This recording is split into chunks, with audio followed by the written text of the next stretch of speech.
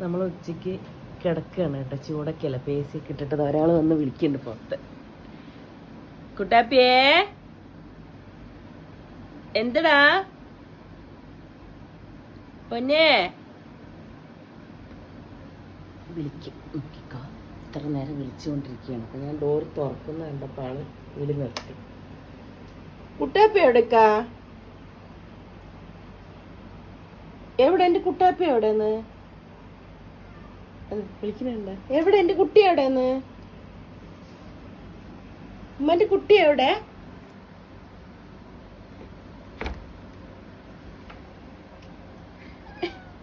എന്താണ്?